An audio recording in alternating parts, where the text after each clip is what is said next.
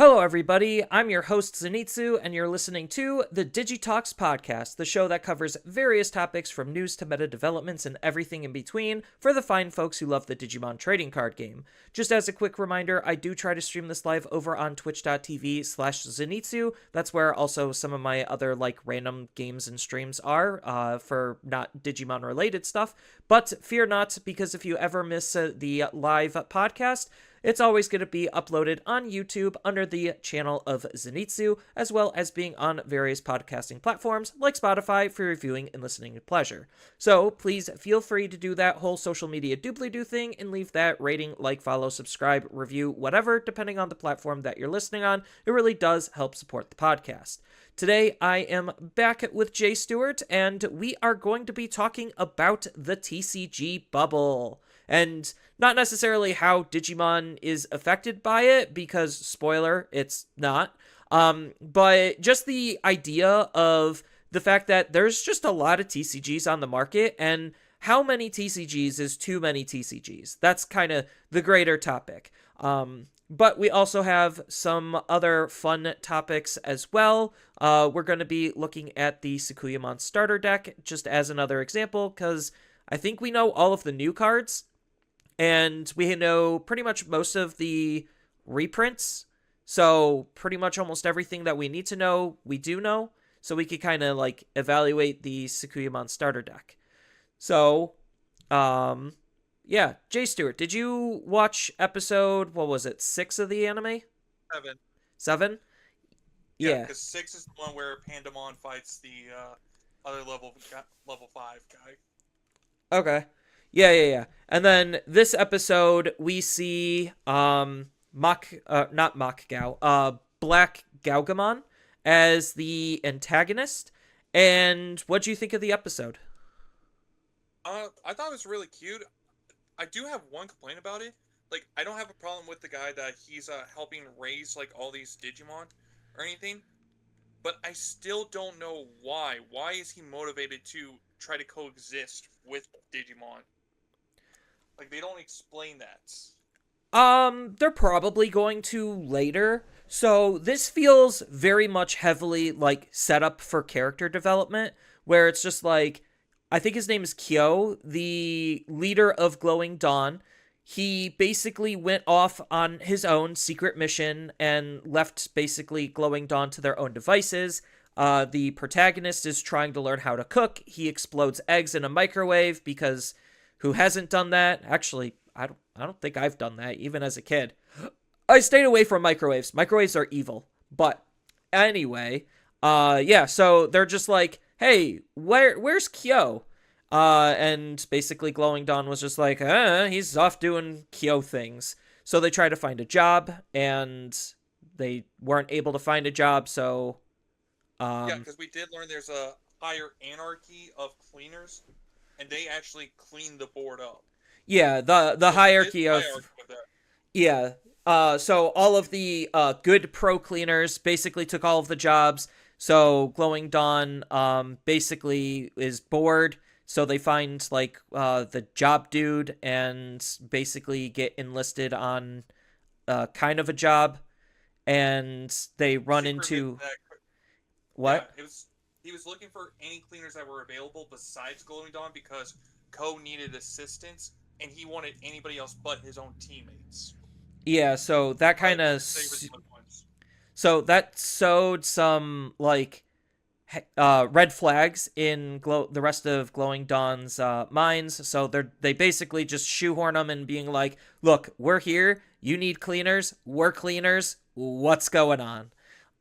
So they end up going to basically where the job was going to be. Then they get attacked by, or they see the remnants of an attack by Black Gaugamon. And then they get attacked by Black Gaugamon, and they discover that Kyo is basically hiding a house of all of the Digitamas that he refused to delete. So it's kind of weird, thinking about it, that they wanted not Glowing Dawn cleaners when almost all of the other teams just want to delete the Digimon. They just don't care. They're just oh, Digimon, it's evil. These things don't really have real lives, so it's okay to just straight up kill them. So why would he want like normal cleaners to come help Kyo?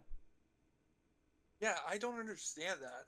Unless he trusted him to find trustworthy cleaners, so to say. Maybe that's why. But I really can't think of any cleaners that are they would consider trustworthy. Maybe the mushroom guys, but No, the mushroom guys are so not trustworthy. They would kill all of the babies if it meant 5 pennies. yeah, that's true. Yeah, but I don't know why. Yeah, I did think something was interesting though. There was like this brand new Digitama that nobody bothered to care talking about. There was like this weird little bat one looking thing. I've never seen that before. So I'd have to go they're just back like and look at all the yeah, Digitamas, but I think we have seen it. It's just might not be a very commonly used one. yeah, because I swear I've never seen a Digitama that looks like the little blue bat thing, and it's like they're just shadow dropping brand new Digimon, not even telling us a name or something.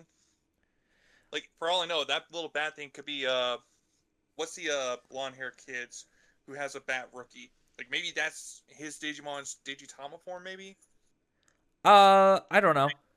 Um, Yeah, but going over the 100% spoiler breakdown of the episode to kind of speed it up. Basically, they learned that why did I say Mach Galgamon? Black Galgamon uh isn't a rogue Digimon. He was basically just an abandoned Digimon, and he got basically so hungry that he was going crazy. So they fight him again, put a stop to him. Kyo's just like, hey, just feed on me, it's fine. And the Galgamon was ready to sacrifice himself, and Kyo's just like, please don't do that. I would rather not you die. So he felt really bad, de-digivolved himself back into a Digitama so that way they could all live happily ever after. So yeah. that's kind of I mean, the very loosey-goosey speed ran summary of what the rest of the episode entailed. yeah. Um, I thought it was like the most interesting part of the episode was them actually explaining the hierarchy because there's like 5 hierarchy cleaners and they all have like an element theme of like water, fire, wood. I can't remember, but it's like I feel like it's like the Japanese, like the Chinese elements, the 5 elements, if I'm not mistaken. So Yeah, because I think it's supposed to make up a star. And obviously, based on the intro, we see that one of the crews for like one of the top crews of one of the elements is obviously going to be the antagonists of the season, at least like this part of the season. So maybe the way that they're setting it up, because they introduced this concept and they introduced the whole like Digi House, is like something's obviously going to happen to the Digi House. Kyo's going to be very pissed and upset. And then they're going to have some like character development over it. Then they're going to basically stop the antagonist team as part of the first half of what the show is trying to build up. Could be reading way too much into it, but that just feels like what's going to happen. Because they're setting up like little plot points that might or could be developed later, just like they did with Pandamon. Like, I think this house of rescued Digitamas is actually going to be something more important versus Pandamon that was like a 2 episode thing, and we probably would be lucky if we see Pandamon again. But because this involved Kyo more specifically, like the leader of Glowing Dawn, I feel like this is going to be something that's actually going to be important. yeah, especially because they were also shown because they have like a camouflage like tech too to help try to hide the house from people. So it's like clearly they don't want people to find this. Yes. So overall, I thought it was a fine episode. Um, obviously, uh, it's just more setup. Like they're just setting stuff up. I don't. It's not like it's going super slow, but I would like to see something happen a little bit more quickly. But we're on episode 7, and I figured like around episode 10 is when stuff's really gonna start moving. So I don't know. I think like the show's just fine right now. Animation's still really good. Toei is doing some good work on it. Which is I don't know if you heard, like, not to get too deep into like anime talk, but I don't know if you've heard anything about One Punch Man season 3. Not unfortunately. Okay, so basically there's this ginormous controversy that the committee that decided to make One Punch Man season 3 is basically butchering the anime so badly that it's like the lowest rated anime of the entire season. And it's so bad, people are like asking to boycott Bandai. And like, this isn't the first time Bandai has done like a very shitty adaptation of a very beloved franchise, because just like a season or two ago, they did the exact same thing with Blue Lock, where all the way up, like the first 10 episodes of Blue Lock season 2, mediocre at best. Granted, it wasn't JC Staff that was animating it, but still very hyper mediocre, low budget, barely animated. It was just a travesty. And they decided to, and then at the end with the last 2 episodes, that's where all the budget went, and it's just 2 episodes of Sakuga, and I'm just like, well, at least like the last 2 episodes saved Blue Lock. Unfortunately, One Punch Man, by episode 6, people are already giving up hope on it being good, because one of the directors was just like, yeah, so be on the lookout for episode 5 and 9. Those are going to be the high action episodes that everyone's going to love. And episode 5 rolled around. It was mediocre at best. And then episode 6 was just actually really bad. So people are just like, yeah, we're done. We're so done here. And the sad part is that was 2 animes. Bandai was a part of the committee. I don't know what's portion of the committee, but Bandai was a part of the committee and butchered 2 beloved animes. I don't understand. I don't.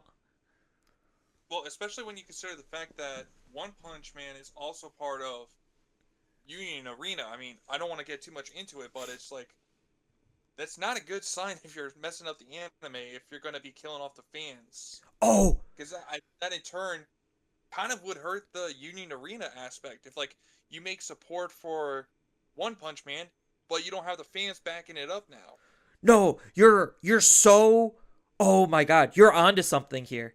Because I didn't even think of Union Arena. Because if you stop and think about, like, we're getting a new Bleach set for Union Arena that's covering, I think, like, Core 2 of the 1,000-Year Blood War arc, the second portion of it. But, like, it's not uncommon for these IP anime games to revisit and do a new season of the show to base the card set on. If they get to season 3 of One Punch Man, those cards are going to look awful, because this show does not look good. And it's the same with like Blue Lock season 2 also. That also could, that could ruin those sets for Union Arena, because the art looks awful because the anime looked bad. Wow. I didn't even think about that. Whew. I mean, I don't play Union Arena, so I don't need to worry about it. And I could go more into it once we actually get to the card set topic about this, all the different various things. Yeah, no, that really got my gears turning. Holy crap, I didn't even think about that. So yeah, anime's so far really good. And as long as they're able to stick like the mid-season point and the ending, I think this is going to be probably one of the better seasons of Digimon in recent history. Because like you look at a lot of the older stuff, or like some of the stuff that recently came up, and it was just not super great because Ghost Games overpromised and underdelivered. Adventure Reboot was not exactly what everyone wanted. It was good. It was a good looking show, but it wasn't what everyone wanted. And then like Apps was also not what people wanted, and Cross Wars was literally on like the verge of killing the entire IP because it was not that good. So yeah, to me, like the Adventure 2.0 thing, the problem I had with that is how fast these guys were getting their Digivolutions. Because like, literally, wasn't it episode 2 they went straight into Omnimon? Like, how the hell do you go straight into Omnimon when you barely just know these guys? Like, that level of achieving that level of evolution, like, that shouldn't be more than just meeting a Digimon for 5 seconds. Yeah, the Adventure reboot was kind of an awkward show. It was like the big thing people didn't like about that show was it was basically just Tai and his amazing friends. Because the entire show 100% centered around Tai. Like it barely moved an inch when Tai was not on screen. And when he was on or when he wasn't on screen, everyone got like maybe an episode of individual development and then they come back together for Tai. So, like yeah, it was definitely paced very awkwardly, and the focus in terms of who they paid attention to was also slightly showing heavy favoritism. But it was a fine show, not bad, but like There's worse. There was yeah, worse Digimon. there definitely is worse Digimon. So like the recent TV shows, the bar has not been set very high, but I think like just based on the themes of this show and the fact that like they're not necessarily treating it like a monster of the week. Like I mean that's how Digimon always starts is basically just monster of the week. It feels like there's some build up or some lore or importance behind all of their actions. Granted, I know that's not actually going to be the case, but the fact that it makes me feel that way versus Ghost Games, where it was just like, yeah, no, this is silly monster of the week. Ha ha ha. What horror story are we going to tell with Digimon this time that's also kid friendly? Um, it this feels very much more mature and like it has an idea on the story it wants to tell. So I have high hopes for it. Even though like I know a lot of like bigger anime people, like it's more anime specific YouTubers, they kind of just drop Digimon because it's like, it's Digimon. Like I watched a couple episodes, nothing really happened, I'm done. I'm just like, but you're not really a Digimon fan. You're just talking about That's not the Digimon point because of it's hot right now. Well, it's also the point of the Digimon is you grow with the character as the episodes go on. Hence the evolutions representing that. Yeah, like it's a show that does end up respecting your time or it tries to respect your time. Um Whether the landing sticks or not is to be determined. But like it at least attempts to try to respect your time as a viewer. And I could at least appreciate that because like for the most part Digimon is fairly formulaic in terms of just how things progress. Um but like just like Pokemon, it's a good formula. Like they don't really need to change the formula um for the show to be successful, and every time they do, usually those seasons are met with a lot of flack. So I don't know, but I'm excited to see what's gonna come up. We should be nearing Geckomon's evolution if my math is correct, because like I theorized around episode 10 is when we're going to get his first evolution. They could put it off a little bit longer, but I think things are really going to start revving up because of just the slow introduction of all of these building elements between like how Digimon are treated, what a cleaner is, how Digimon are born, where they go, what happens to them. Like we're learning a lot of subtle things. So, yeah, that is anime talk. I'm just super pumped. I like the show a lot. Now we Yeah, can. because Oh, go like ahead. to me the best Digimon anime so far to me has been Digimon Tamers. Just because like I feel like that's a show I could easily go back to and still enjoy the show even as a kid all the way up to an adulthood with the like this how the story is and how it is message or represents. So I want another Digimon anime to be like that, and so far, Beat Break is looking like that kind of quality so far.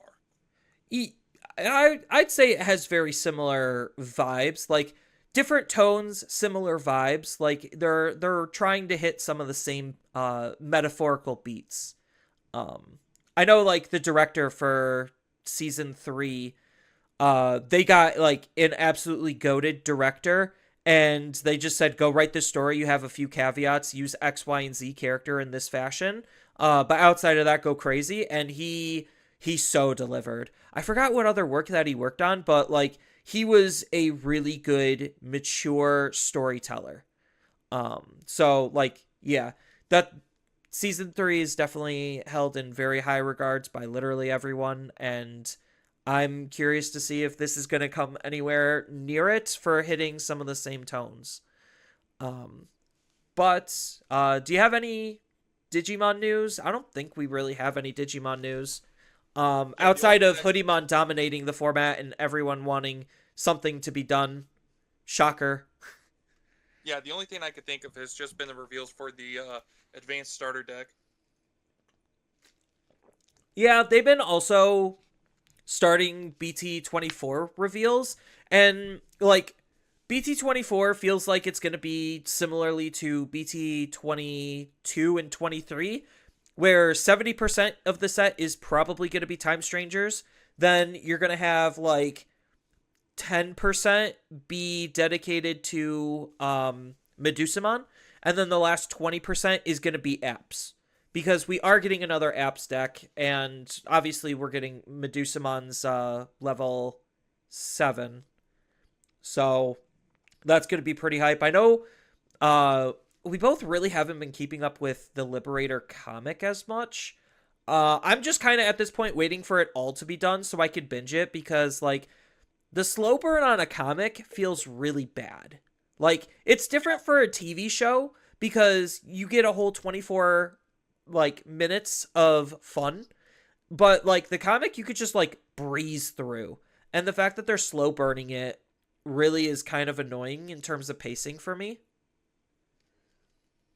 Yeah, I think I could agree to this same as that, because there's moments where I'm just reading and reading, and then next thing I know, it's already over, and it's like, what do you mean it's over? You just got to a really climatic part of this, like literally the very first comic of Liberator. It literally cut off when the guy had his back to the wall, and here comes this brand new Digimon no one's ever seen before just fly in and magically manifest itself into his deck. It's like, whoa, whoa, whoa, hold on, what do you mean it's over? I gotta wait another 2 weeks to find out what happened? Yeah, because they break. It feels like they're trying to pace the comic like it's an anime, because the comic was supposed to be like the anime filler, where they purposefully, basically, meticulously plotted out when the chapters are gonna come out to coincide with reveals, like for the TCG, which they should do. That's really smart, but as a person who like partakes in a lot of content, it just feels like such a slow burn that I just would rather check out and then check in when it's all done. I think I literally stopped reading right when they introduced Close's fight. That's when I stopped reading.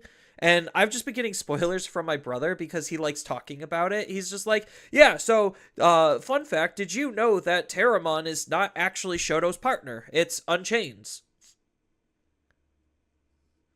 And I was just like, wait, what? He's just like, yeah. So they had like this whole little segment where Muchomon was actually like getting some screen time and development. Um, because he's actually Shoto's partner. And Terramon's Unchained's, but he doesn't remember because Unchained raised him as a baby and he doesn't remember anything from when he was a baby. So I was just like, okay, I'll have to reread this whole thing and kind of just give my overall thoughts, because it really does feel like Liberator come like EX11 is probably going to be over. Like this is very clearly the last arc for the webcomic.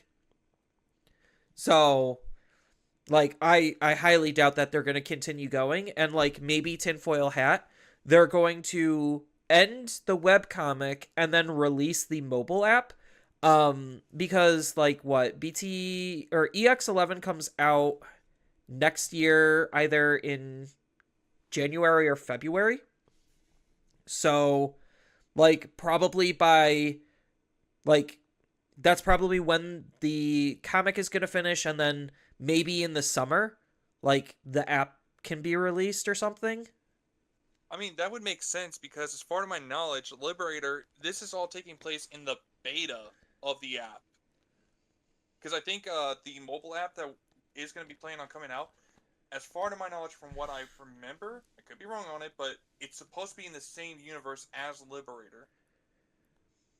I mean, it is supposed to be in the same universe, and it would make sense based on like some of the stuff we saw with like Shadow Shoto, because like Unchained's whole gimmick in terms of why he's a villain is because Liberator kills Digimon. Like, there's a poison in Liberator where if a Digimon stays in Liberator too long, then they just end up dying. So his whole thing is he wants to destroy Liberator and basically rebuild it, which is like, okay, that's fine. But I get that a lot of the players are already invested in what Liberator is, so obviously that's looking not super kosher for them. So there's that conflict of interest, where they would rather develop a way to make Liberator safe for Digimon rather than just blow it all up and restart. So I respect that. I think what they did with Zenith, because based on the spoilers that my brother was telling me, Zenith's character is written so poorly, where his whole evil motivation was because he was so good at being a gamer and being a pro gamer that nobody wanted to play with him. That's why he's evil, is because like, oh, here comes what's his face? Shoto's friend. I'm blanking on his name. Owen. No, Owen. Oh, yeah. So here comes Owen, who's barely even trying and giving Zenith a run for his money, and then he's just like, yeah, I honestly just couldn't care. Like, Owen was just like, I just do not necessarily care. You're trying way too hard, my guy. And Zenith is just like, no, you have to be on my level, compete with me, be my rival. And Owen's just like, my rival's Shoto. He's over there. So, like, that's why Zenith was, like, picking on Shoto and all that stuff, is because, like, he's got just this massive man crush on Owen. And I'm just like, of course. Just of course. I just imagine Shoto's just, like, he said that, Shoto's just waving in the corner going, hey, you guys! Well, I mean, Zenith just, like, hardcore beat him up, but, like, I could just see him in the corner, like, beat up, just, like, wave on the ground, like, hey, yeah, I'm here, thanks. It's like, oh, you do care for me, Owen. Yeah, and then Owen's just like, hey, can I have that Medieval Gallantmon card? Like, that seems really good. I want to use it. And I'm just like, Owen, really? Really? Okay. You can't blame him. I mean, Medieval Gallantmon's a really powerful card. No, but it also sets this, like, really awkward precedent where it's just like, yeah, a lot of the Liberator, like, deck choices are, like, very, like, developer cookie cutter. And then all of a sudden, it's just like, no, just play good cards. Like, what's wrong with you? Just play good cards. And I'm just like, yeah, just play good cards. I get it. But at the same time, it's just like, it feels so narratively disconnected because, like, everything else was so cookie cutter in terms of, like, how their decks were constructed and how their turns were playing out. And I'm like, yes, that it's literally scripted, so that's the whole point. But then Owen just comes in and is just like, nah, Medieval Gallantmon, he's just a good card. You should consider using him. Did you know he's a good card? I'm just like, oh, you don't have to sell us on Medieval Gallantmon, please. We get it. So, yeah, that's Liberator, and like, it's going to be interesting to see how Liberator ends, because they also have the web novels, which is also moving at, like, a snail's pace. I'm probably not going to read those. I'm just going to let my brother tell me what happened, and so far he's like, yeah, nothing's really happening. They introduced, like, this one Digimon where it's just like, yeah, I'm basically the god of this world, and if I die, so does everything else, and, like, they're on the verge of death. Spoiler, or shocker. I'm just like, okay. Yep, so they're just going to protect this one Digimon, and apparently Cool Boy's, like, trying to force two Digimon to, like, DNA Digivolve to save its life or whatever, and I'm just like, sure. Sure, like, you could do that. It's fine. Cool Boy's just a cool boy, I guess. So, yeah, that's the Liberator segment I didn't exactly anticipate on having, because there's no new news. And outside of, like, people complaining about Hoodiemon, shocker, right now, Like, if anyone wants, like, a quick meta update, it feels like we're in a triangle format, which is, like, fine, but triangle formats aren't necessarily super fun unless you're literally inside of the triangle. And the triangle right now is, you have Hoodymon being, like, I guess Hoodiemon's the, like, OTK mid-range deck. Then you have Royal Knights being the control deck that counters Hoodiemon. And then you have Jessmon that also can kind of beat Hoodiemon, but also can kind of beat Royal Knights. Like, those are very clearly the three best decks of the format. And, like, you have some other decks that exist outside of that aren't, like, super, like, they're not able to win against the top three decks consistently, but they're still prevalent enough to, like, mention, which is Omnimon, Jessmon, or not Jessmon, Omnimon, Gallantmon, and Rocks and Minerals. And then the fourth deck that kind of sits, like, in its own little bubble is Mastimon, because it's basically just trying to do either Omnimon-based things or by Omnimon, or not Omnimon, Royal Knights-based things. It's just trying to be, like, a control-based DNA deck. Either that, or it's just trying to be an OTK deck similarly to Hoodie, because it also could abuse de-digivolving its DNA and then re-DNAing for extra swings with Alliance. Who would have thought? So that's kind of where the meta currently is. And if you're outside of those decks that I just mentioned, then you're in for a world of pain. It feels like. So I haven't gone to locals in a hot minute. Not trying to avoid the meta, just I haven't had the time to go to locals. Have you gone at all? No, I haven't had the time either.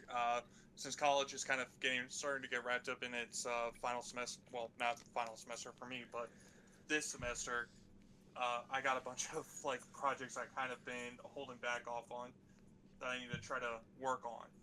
Fair enough. So I have 2 store regionals coming up, literally back to back this weekend. So, yeah, I'm kind of, like, super nervous because I'm not playing one of the top 3 decks this time. I just don't find any of the top 3 decks to be fun or enjoyable. So, I'm just playing something outside of that. It is still within the top 10 decks. I'm not insane, but it's very rough. Like, BT23 is proving to be this massive power spike, bigger than what I initially anticipated. And, like, I figured Hoodie would be a problem just because that's the deck that is literally warping and defining the format. And it's just, do you have a good Hoodie matchup or do you have a good Royal Knight matchup is literally how the format is shaping up, and both of those decks are awful to play against. They are awful. I'm sure playing them, they're fine and fun, but, like, they're just not fun decks to play against. So, but yeah, that's your quick little meta updates. And as far as new stuff, we do actually know all of the starter deck for Sakuyamon, or at least, like, the vast majority of it. So, we got new spoilers for BT24, new Metal Greymon. Is this a... Oh, it has a security effect. Hold on, I just want to quickly read over this. If your opponent has a level 6 or higher Digimon, you could play this card for free. It's just okay. All right. I'm like, is this going to be something special? It's just okay. It is Time Strangers traded, though. So that's oh, Titan is a trait. Okay, so that's something. Titan is going to be a specific trait in the Time Stranger set, so we could probably see a Titan deck. Yeah, there's a possibility with that. The Greymon's a lot better, though. On delete de-digivolve, like, anything with easy access at de-digivolve is good. I will say, this Greymon also does have Raid, too. I don't know if that matters, but if you consider, like, that Greymon along with this Metal Greymon, like, it kind of like, because this Greymon's all turns effect is when attack target is changed, you delete one of your opponent's Digimon with the lowest DP. So you compare, you equip that raid with this Metal Greymon, you potentially are clearing out 2 bodies with it. Either that or he's hitting above his weight class and he could just delete one body. Like, raid. I mean, it cancels. I think it cancels your attack, but, like, that's fine. You just straight up delete the body because you decided to raid. But yeah, it very much feels like Agumon's whole identity has shifted towards just redirecting. Like, that's his core gimmick. So, and this is just further cementing that that is his gimmick.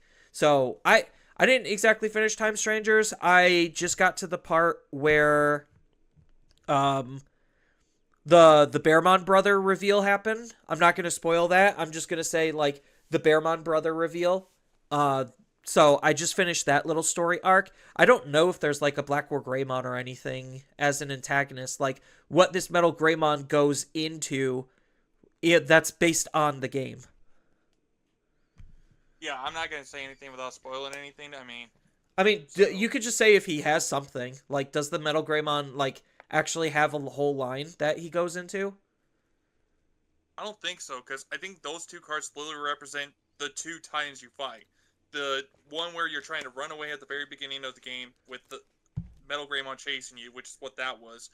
And then you also had the Greymon Virus mode when you meet Minervamon the first time in the human world. Oh, you know what? He does have a Mega. Chaosdramon. Oh, yeah, you're right. That might be where it's going with then. Okay. Yeah, I don't know if they're going to try to work a Chaosdramon into this, but that's a possible level 6 that I could see them fiddling with. It makes sense. Chaosdramon was a really difficult boss if you did not prepare for it right away.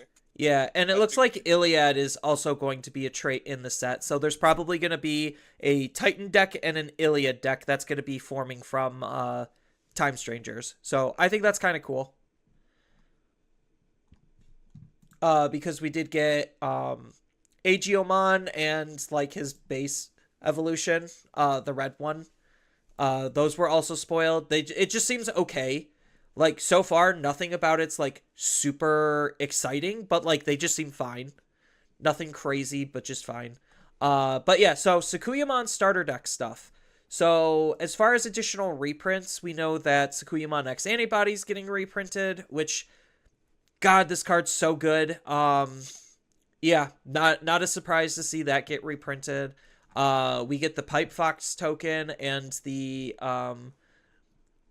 Uka no Mitama token that come with it. So we get official Talmon tokens. Then we also get Talmon Ace. So we get, like, literally all of the broken Talmon cards in this starter deck. And we get the 2 broken option cards that Sakuyamon was abusing previously. The physical training and the yellow scramble as well. Yeah, so, like, literally this is giving you everything you need to build whatever tier 1 Sakuyamon deck is going to turn into. Just assuming it's going to be tier 1 because that's what literally all of the other advanced decks did is, like, yeah, the second they come out, they're just, boom, immediate tier 1 decks. Which I think is, like, fine. Although I really just wish it wasn't Sakuyamon because Sakuyamon promoted some incredibly unhealthy play patterns. And also was just not a very fun deck because most of the time it leveraged high-level floodgates, which, as we learned, high-level floodgates are annoying AF. So then as far as just some additional cards, the deck is going to be coming with, like, some awkward support cards for other things. So Barbramon is a CS traded Demon Lord. This doesn't feel like it's actually going to be good for his own deck because his deck doesn't have a win con and this isn't changing that. This feels like a really good support card in Demon Lords where you just play it as a one-of to hose on the opponent's large hand. And it's just like, oh, you have 15 cards in your hand? Cool. Discard until you have 6. So that feels like what they're going to be doing with him. I don't think that they're going to play any Digimon off of his ability. Yeah, you might be able to theoretically use that Barbramon with a Mastemon CS deck if you wanted to, but I don't see why you would. Yeah. Uh, There's also the Do Gachamon as well. yeah, the Dugotch. The Dugotch is actually going to be really good because he allows you to basically link your level 4s for free. So the idea is you're going to be playing both of the Dugotches and the time, and you are going to use this Dugotch to immediately go into a globe because you can like link into this Dugotch, and then when you go up into this Dugotch, you could swing, and when you swing, you get to link into your time, which could then trigger the tamer to then go into an instant globe for what was it? You'd have to so like assuming you set everything up, you move Gachimon out, link for one, set the tamer up, go into Dugotch, Dugotch swings. Yeah, literally, you could go for one memory off of a rookie into a level 5 Digimon that's swinging for multiple security checks and probably deleted a Digimon. Like, that's really good. Yeah. There's also the new Grand Galemon as well. This card I'm less impressed Fortitude, with. Vortex, on play when Digivolving when attacking. None of those are once per turn, by the way. You may suspend one Digimon, then this Digimon gets 3000 DP for the turn. So it's not one of those effects where it's like, oh, if he's the one that got suspended. So there's kind of a positive with that.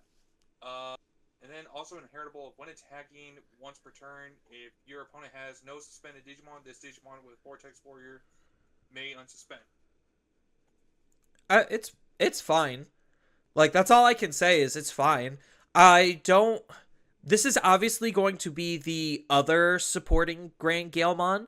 Um, just because the whole Fortitude and Vortex abilities as a combo is really, really nice.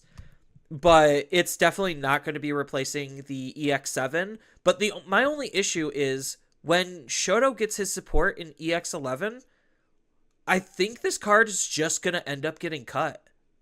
Like, I don't know, because I mean, I feel like because that'll be the like, hand warper. I mean, maybe. Like, to me, I don't know. Fortitude, like, the guy having Fortitude just kind of does seem good for the deck to have, because your opponent tries to remove it. Oh, Fortitude, play it back out again. And now you have a target still to do your whole ace if you want it. Yeah, I guess it really just depends on what the rest of his support looks like, because based on Bandai's patterns, we are in EX11 going to be getting a level 5 Digimon that's going to Digivolve off of the level 3. Because if we just look at, not trying to get too deep into spoilers, we look at Owen's level 5, that's exactly what it does. It has this ability from our hand where if we have our Tamer and our Rookie with our level 4 and our Trash, we can Digivolve into this for 3. So I think that's fine. And Shoto's definitely going to be getting his in EX11. So, like, I think the level 5 slot's going to be really contended because you're obviously not going to lose the protection. But it's just what other additional utility you have is going to depend on what the new level 6 and the new level 7 are going to be doing. Because I don't think the level 3s are going to be super crazy in terms of what he's got. Like, he's probably going to get a new Muchomon and he's going to get a new Terramon. And, like, they're probably going to do some stuff. It might be the... One has to be a new Searcher. Yeah, I think... Did we already get the Digivolution cost reduction? Because, like, all of the Liberator decks are following these very specific trends where it's just like... You have your Searcher, then you have your Digivolution cost reduction, and then you have an additional utility rookie that does something to support the deck. So if he doesn't have a Digivolution cost reductor, I could look it up real quick. Boop, boop. Let's go. Digimon. Let's go Terramon.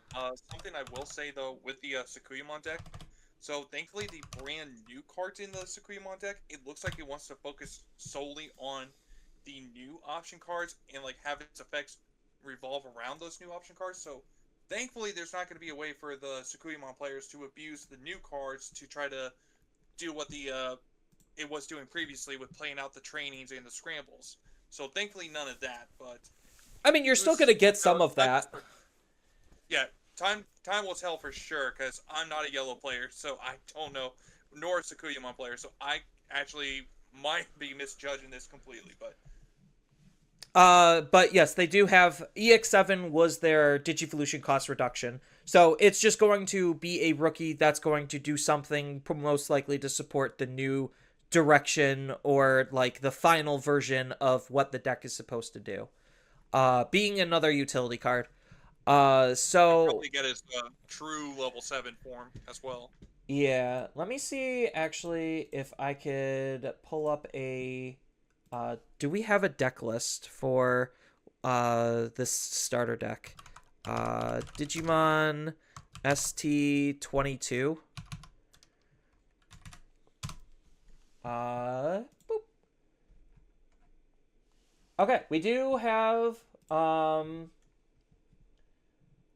list. Do we have quantities? We do not have quantities, but we do have the list of all of the new cards. So, but yeah, so like cards like the BT17 support and some of the reprinted support, that's where the ability to use the options, like the old options, is going to come into play. Because yes, the new stuff is more focused on plug in with its trait and not plug in the name. And then the Amiya Jutsu, but obviously we have like Talmon Ace, which just lets you use an option. Like you have Sakuyamon X Antibody that again just lets you use an option. It doesn't have to be the specific name or trait. So like that's where you're able to probably use these reprinted options. Plus they're just still generically good cards, like in of themselves. Oh yeah, for sure. Actually, I'll just pull up the page. Here we go. All right. So I have on the fandom page, Digimon Card Game Fandom.com/wiki.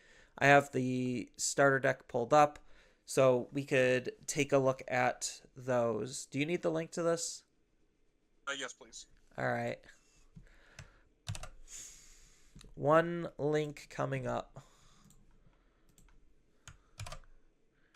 Boop. All right, give me one sec here. All these ads, gosh.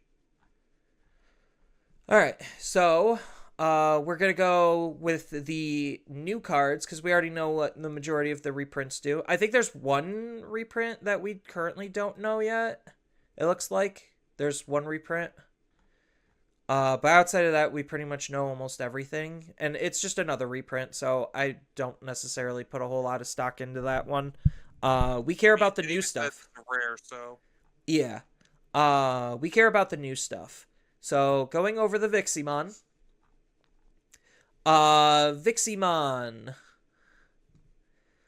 Um, it has a inheritable that triggers during your turn once per turn when you use an option card with Omio Jutsu or plugin in its trait. Then this Digimon can digivolve into a Cubimon, Taomon, or Sakuyamon in its name from our hand and reduce the Digivolution cost by 3. So this is specifically just the new options. Does not work with the old options. But if we take a look at the amount of options that we have in terms of the new options, we got 6, one for each color. we have offense plugin, high speed plugin, defense plugin, and I think Amethyst Mandela is an Amyo Jutsu. Yeah. So Amethyst Mandela. So we have 1, 2, 3, 4 different options that are able to trigger the Viximon, which is fine. Like, it just means that you want to prioritize using these over some of the other ones, so that way you could get this ability off. It only triggers once, so most likely people are just going to end up using this to cheese into a level 5 or level 6 because it's a cost reduction of 3. So I could see play lines where you use your level 5 to play out a option for free that lets you Digivolve for free. Then you go into your Sakuyamon, and then you use your Sakuyamon's effect to play out another option for free. So yeah, it looks incredibly strong. Then we have the Renamon. I'll just create new tabs. That's fine. Stop it. Ads.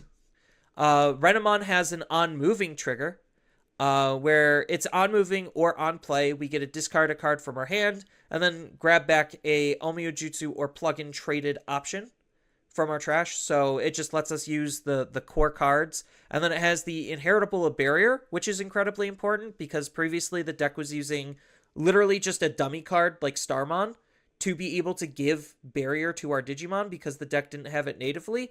Now it does. So now we don't have to run that card anymore. So good stuff there. Cubimon. This also has a when moving. How do you feel about the when moving timing? I mean, honestly,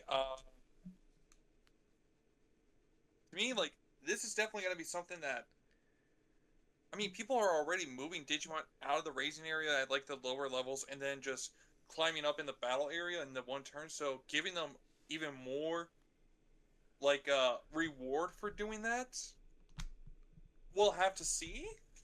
Yeah, I guess it doesn't punish people for digivolving in the raising area, which is technically slower. So I think like this ability is actually pretty strong because it allows you to not feel punished for playing around something like a Digimon Emperor. So like this makes Digimon Emperor fundamentally worse because if they're going to continue with down this path with this type of templating, then Digimon Emperor just becomes useless because you still gain all of your benefits when your Digimon moves. So you could, like, without Digimon Emperor, your cards are actually even stronger now because you can move out your level 3, get the when moving effect, and then Digivolve like you normally do. Or, I guess it's not that much different than, like, Start of Main. It just means that you don't have to... Yeah, it's not really that much different than Start of Main. You get to trigger this effect versus the Start of Main with a Digimon Emperor. Yeah, I think, like, the timing just makes it better against Digimon Emperor. That's, like, how my brain is putting it together from a competitive sentence, or a competitive perspective. But its when moving ability is the Searcher. So that's kind of interesting. So it actually is like, hey, you could either grab back a piece by using your level 3, or you could just search for a piece with the level 4. Then this also has Barrier as the inheritable, so you're going to be sacrificing a little bit of memory gain if you're using these. Granted, the deck was already only using like 1 memory gain rookie because they only had 2. So it's not that big of a deal. And the fact that you could just still use that, because you could be like EX2 Renamon in Raising, Digivolve into Cubimon in Raising, move out, trigger when moving. Like, it still seems pretty good. Very flexible. Then we have the... See this Cubimon being used in, like, just the current Sakuyamon build we have, because the fact that it says that you could grab the Tamer or the new option card stuff is what I'm seeing there. Yeah, I mean, it just easily replaces Starmon. So, like, it's a good card. Then we have the new Taumon, which has on play when digivolving until the opponent's turn ends. One of their Digimon can't activate their when digivolving effects and gets minus 3,000 DP. Very, very strong ability. And then a when attacking effect, limited to once per turn. You get to use one option with Omyo Jutsu or plug in his traits from your hand for free, and then put that from your hand or under your tamer for free. Correction. So yeah, just use a plugin when it attacks. Barrier's definitely going to help because the idea is you're going to attack with this card. You're going to use the plugin or Omyo Jutsu, slot that into your Digimon. Because the plugins have the link mechanic attached to them. We'll get into that in just a moment. And then you're off to the races there. I think like in terms of that, it doesn't seem like it's going to be the main Taumon, just because you're still missing out on the highs that BT17 and the Ace give you on just Digivolving use an option, and then you could use the option to Digivolve. Like that's what made Sakuyamon really, really strong. But I guess this works with the egg, because then you get to Digivolve mid-attack. So that's probably where they wanted to go, is like you use this, shut the opponent's Digimon out from doing something, or kill it if they have something to interact with, which they won't, or they shouldn't. Then you swing with this card, use the option, Digivolve, do your shenanigans. Yeah, it looks, it's actually pretty strong. I lied. And then it's inheritable. Yeah. Oh, go ahead. I was going to say, and also it's a inheritable being end of attack, so you actually don't miss the timing of the inheritable either. Yeah, and because of barrier and your plugins, there's a high chance that you're just going to end up living through the attack, where you get to trash the top card of your security, and one of your Digimon with Sakuyamon in its name can unsuspend. Really strong, so that way you can multi-attack. So this is probably just going to be the start of OTK Sakuyamon. Like, that's what I'm reading into, is this is just an OTK deck now.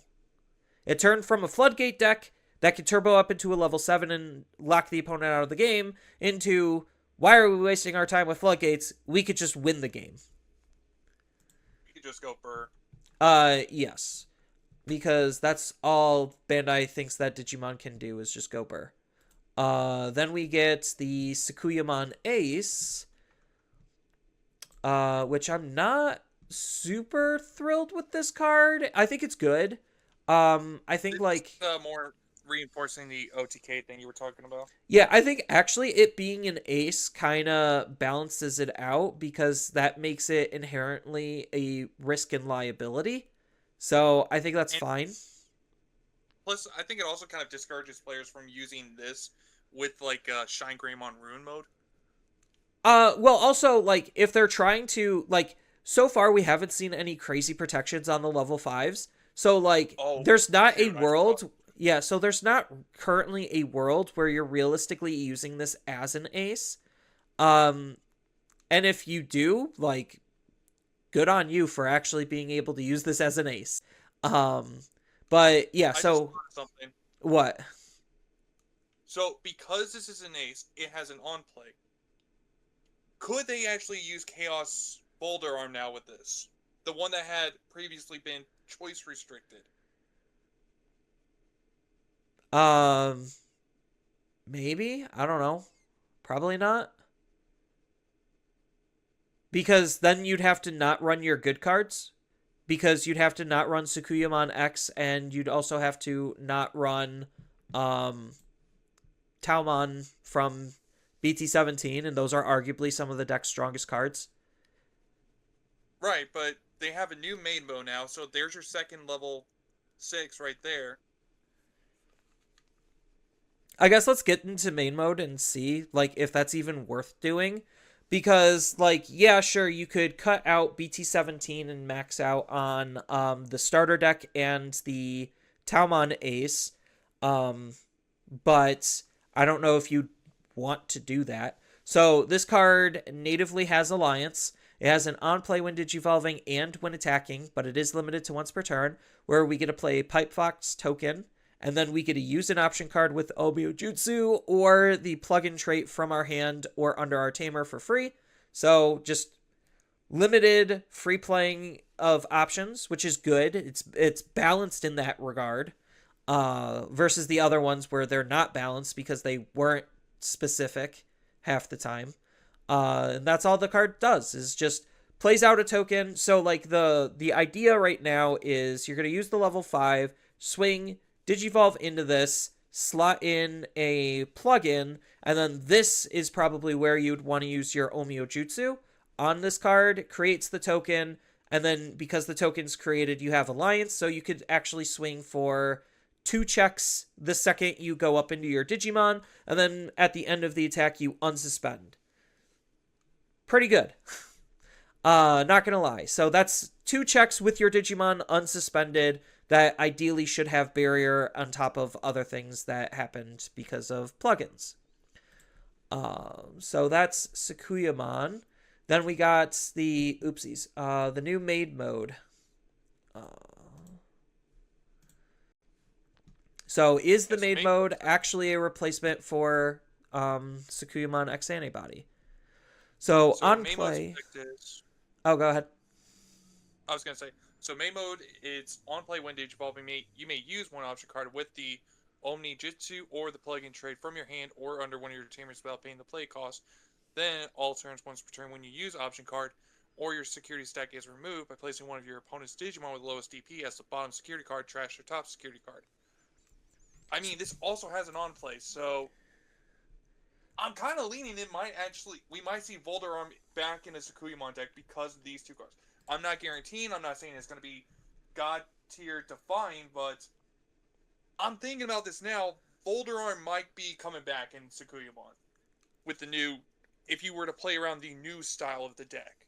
Because choice restrictions are with the old style. Yeah, so Sakuyamon X Antibody, when we digivolve up into this, we get to play a token with Rush. So that's already really strong. And then when one of our Digimon attacks, we get to use a single color option that it costs 5 or less from our hand for free. And then this Digimon unsuspends. So because this alone gets you 2 checks, plus the token gets you a 3rd, I think it's just easier just to use X Antibody to OTK the opponent. Because as of right now, we use the new Sakuyamon to deal 2 checks unsuspended, digivolve into Sakuyamon X Antibody, play out the token, then we could swing with this card, use its effects, play out an option, unsuspend. So that's 3 checks already. This could swing again for 4 checks, and then the token with Rush can swing, so that's 5 checks. Versus maid mode, where you do 2 checks, you're unsuspended, you could digivolve into this, swing to get a 3rd check, and then use the effect to burn one. So you're getting 4 checks versus 5 checks. That's the big difference. I don't know if it's worth the trade-off, though. I mean, for a budget player, like, you could. Like, I'm not discrediting the idea. You very much could. So, like, if you're playing towards this, then you do all of that, and then you end on a floodgate, and you hope that your floodgate is good enough. Because I think the thing that's going to be what determines the new maid mode is depending on the meta, because its effect is essentially chaos degrade. So depending if how the meta is shaped of protection wise or anything like that, I mean, maid mode is a very good out, like a removal option. By placing one of your opponent's Digimon with the lowest to the... Oh, okay. Yeah, no, it doesn't even let you OTK because it's removing something. So it's removing the Digimon, putting it in security, then burning it. So it's only doing 3 checks still. I'm less high on it. I think, like, it's okay. It feels like it's a good substitute if you're trying to run something cute and cheeky, but, like, there's no reason you can't just use Sakuyamon X Antibody instead and just straight up play a Ruin mode off of her ability.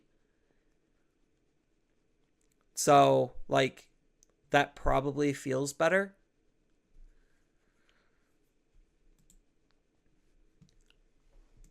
I don't know. I think that Sakuyamon X is still better than main mode, but I could see the world that you're cooking up where main mode could allow you to use other things.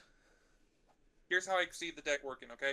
So you do the Sakuyamon Ace to do your 2 checks Alliance, and then the effect Unsuspense, assuming you still keep turn. Swing again. I think you have to have another random body on the field probably to do another 2 checks with Alliance. You go into the main mode. Main mode's effect triggers. Yeah, you get rid of it. Yeah, never mind, sorry. I thought I might have been thinking of something that way, but never mind. I mean, my brain's always leaning towards the OTK because, like, that's where Digimon unfortunately is. Like, your damage output needs to be high enough to combo off in a single turn to win the game in order to be, like, competitively viable. Like, that's the bar that you have to be at. Otherwise, if you're not doing that, you better have some really good floodgates or really good protection. So, like, at least for stack decks, other style of decks can kind of get around that kind of rule, but for stack decks specifically, that's kind of the rule that you have to be in. So I think it's fine. I could see a world where you could try to play Volderarm back in, but the only problem is none of these new plugins allow you to cheese the Digivolution, and because the Sakuyamons are interacting specifically with these new options, that's the big problem in quotation marks, is because you have less flexibility on what you're able to play. Because if we actually look at the options before we go into the Nokia, or not the Nokia, the Rika, we have offense, a new offense plugin, which does have the plugin trait. Then this card deletes, out of security, deletes one of the opponent's Digimon with the lowest DP, and then this card goes into our hand, and then when we link this card, we also get to delete the Digimon with the lowest DP, and when we link, we could attack with the Digimon right away. So this isn't super great in terms of that. I mean, it allows you to attack at the end of your turn, so like if you're not super memory efficient, then you could use this to still like make an attack and make a play possible. I just realized this was 4 cost. Ooh. Ooh, that's 4 cost. I mean, granted, you're trying to use it for free instead of 4 cost, but wow. Yeah, and then the link cost is 2. So if you're linking this to get the link ability, which gives it plus 2000 DP and then can attack right away, I think it's okay. Not groundbreaking. It's the removal backbone. Then we get, what, high speed plugin, which this gives us jamming, which is insane. It's 3 cost instead of 4. Still to link it's 2, and still gives plus 2000 DP. And then the security ability basically makes their tamer or Digimon can't suspend, so it stun locks their Digimon down. And then when we use this card, it's the same as the security ability. Okay, so it's just stun locking, and then when we link, we get jamming. Then the defense plugin, is this the good one? Security DD involve 2 of one of your opponent's Digimon. Yeah, that's the good one. That's the good stuff right there. And then plus 3000 and reboot, and then when we link it has blocker. So this is the good one, because reboot blocker allows you to have defensive plays. Digivolve is the best form of removal in the entire game. So out of the 3 plugins outside of blue plugin, this is probably the stronger one, at least in my perspective. And then we have the Amethyst Mandela. Yeah, this option card works very well with that main mode that I was talking about. Yeah, because this lets you trash security. Or this has an effect when it's trashed out of security. Yeah, this has an effect that triggers when it's trashed out of security. It's also 6 cost. So the new, or not the new, the old Sakuyamon X Antibody and a lot of the old Sakuyamon cards can't use this because it's asking for 5 and below. So there is some conflict of interest there. But what does this card actually do? Main, draw 1, and then put this to the bottom of our security. Its security effect allows us to minus 9000 DP, and then out of security during all turns. Oh, one of our Digimon with Renamon or Cubimon or Taomon or Sakuyamon in its name would leave the battle area. We get to trash this card and then it doesn't leave. Oh, so this is the protective backbone. Okay. So the whole idea is to set this card up in security because the main draws us a card and then it goes to the bottom face up, so that way it gets access at the protection. It's okay. And then if you combo that with the maid mode, because it says all turns once per turn when you use an option card or your security stack is removed. So your opponent tries to remove the Sakuya mode, main mode, while that option card is face up in your security. Not only are you protecting your guy, you also remove their body as well. I mean, it's cute in practice, but I don't necessarily see how effective that is because you could just not kill the body, or if you de-digivolve them, then that kind of just gets around the maid mode. So like That is true. that's where like my high on the card is kind of slowly going away, where it's just like, okay, that sounds great, but if you actually look at what we're doing, it could just also not matter. That's the unfortunate reality. It's a good card though. I think it's a very good card. That, and it's one of the few cards in terms of options that's actually interacting with all of the stuff. Yeah, and I will say something that while I'm thinking about it, we have seen before in like all the other previous advanced decks that the next set does give them some more power boosts to make them even better. Because I thought we had all 6 colors for the plugins, but I guess we don't. So maybe we'll even get more plugins to really help enforce this deck potentially. Yeah, I don't necessarily think that we're going to be getting any more Digimon in the lineup. I do think, like you said, they are probably just going to sprinkle in some options in either BT24 or BT25 to throw this deck a bone. Or tournament promos. Yeah, or store tournament promos. Yes, they're going to be giving the deck a little bit extra something somewhere, probably in the form of more plugins.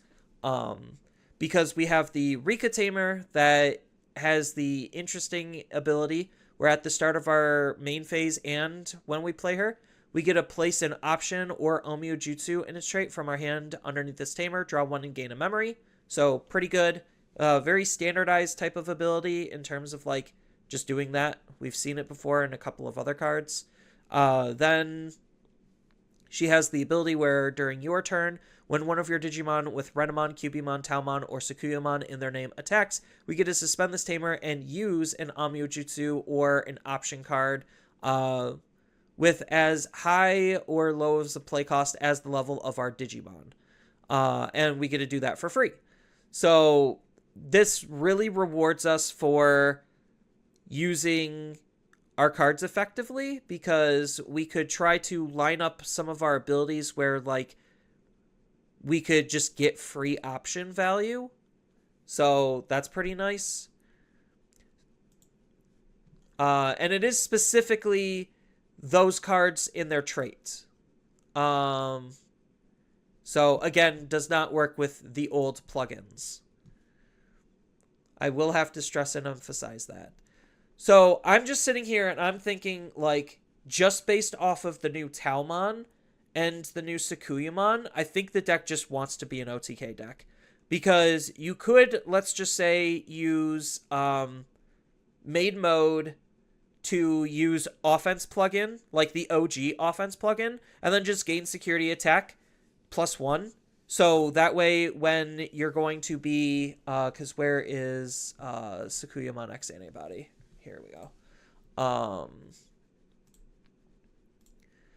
Because when we attack, we get to use the option, and then we get to unsuspend. So we could just use Rika to use the plugin ability to give our Digimon jamming, and then we use this effect to give our Digimon security attack +1 with the old offense plugin, and then just OTK from there. Because, again, this card, the Sakuyamon would have been able to swing for 2 checks unsuspended because of Alliance. We Digivolve into Sakuyamon X, swing, plugin, 2 more checks, unsuspend. Then we have 1 swing off of this for another 2 checks in case they have more than 5 security. And then we also have the token with Rush to end the game on the spot. So that's kind of where my brain is putting everything together, is this is just another OTK deck. Yeah, it definitely is more OTK focused for sure, and I want to say there is elements in there for potentially trying to make it a control version as well if you want to. Yeah.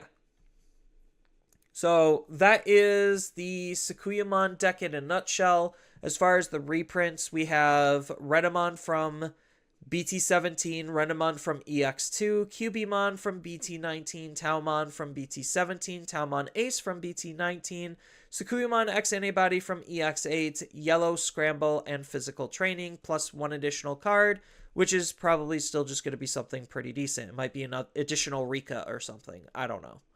I could see it being a Rika. I could too, like a memory setter or something. Yeah, and then the bonus cards as of right now is Dugach, Grand Gale, Barbara, and then two tokens. Wasn't this supposed to come with whatchamacallit? I'm blanking.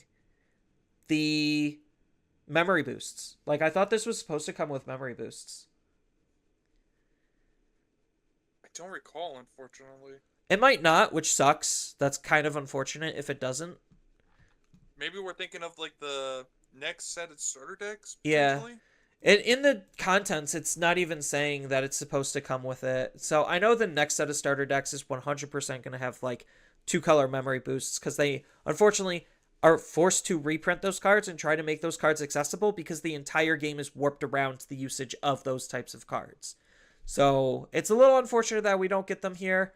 But we are already getting a lot of goodies and a very powerful deck. So make sure to buy your offensive plugins to get ready for this starter deck. And make sure to get two of it. I mean, you might be able to get away with one. We don't know exactly how many quantities some of these cards are going to be in. Because I don't know how many Sukuyamon X Antibody the deck is going to give you, whether it's one or two or not. But yeah, I 100% think because how the new Sukuyamon and the Sukuyamon X Antibody are interacting, this is just another OTK deck. Kind of unfortunate that it just boils down to it being an OTK deck. I will say. Uh, so I that think they might have is just been theoretically afraid of giving it more control cards or making it more control based with what already is out there. Maybe that's why they want to switch up the playstyle. either that or they realize control is really bad, so they should just make everything an OTK deck. Who's to say? So Unfortunately, I can't. so yeah. This will bring us into the grand Poobop topic because I know we spent a lot of time, probably extra time, talking about just other stuff, but that's fine. Um, so I've been watching a lot of TCG content lately, and a lot of people are mentioning the TCG bubble. And by TCG bubble, they're not necessarily referring to like any financial bubble where it's just like, oh, Charizard base first edition uh dropped like $15,000 in value from being like $30,000 or something. Like, no, we're not talking about like investment bros level crap. Investment bros stuff is actually ruining TCGs. But I digress. And we're talking sheerly the quantity of TCGs because since COVID, there's been a lot of TCGs that came out. Like a lot of TCGs.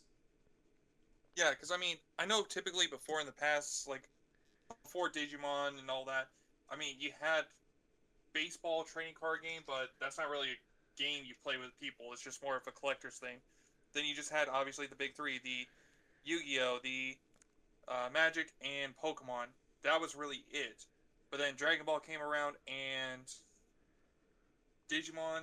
Well, technically Vanguard came out first, but uh, yeah, I mean, obviously once after Vanguard, that's when the like Dragon Ball and Digimon came out, and then all of a sudden here comes Flesh and Blood. Here comes well, literally just Bandai games. Like I feel like there's more, and there's even like some YouTubers that are creating their own their own game, like Eternals and everything, as well.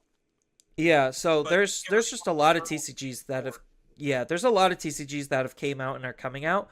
And like if you actually look at the history of TCGs, it's really interesting because like obviously everyone knows about the 90s boom of TCGs where it's just like, okay, TCGs are actually pretty hot. They have a whole bunch of random games on random IPs just to kind of like see what sticks. Some of them were actually trying to be legitimate competitive card games like Magic the Gathering, but something happened to where they just couldn't last and they couldn't pan themselves as actually what they were trying to set up themselves to be.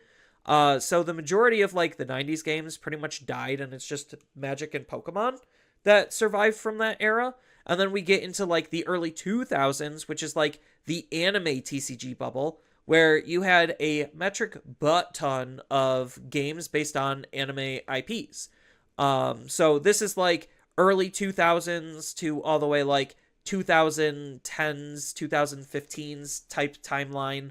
And that's where like a lot of Bandai's graveyard is actually located, is in that specific time frame, because you've had multiple Digimon card games fail, you've had multiple Gundam card games fail, you've had the Panini Dragon Ball Naruto. game fail.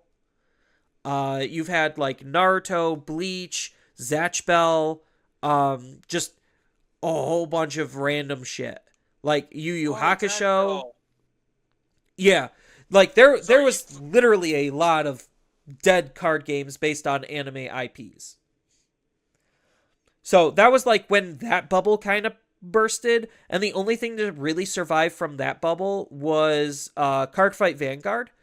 But Cardfight Vanguard was also trying to like actually establish itself as something, and you could say like, oh, original Cardfight kind of died, because the game's literally been rebooted 3 times already, because they couldn't keep their power creep in check, and that's what killed Future Card Buddy Fight, and like when Bushiroad was creating a whole bunch of card games, a lot of those were failing because Bushiroad as a company could not sustain more than 2 card games at a time.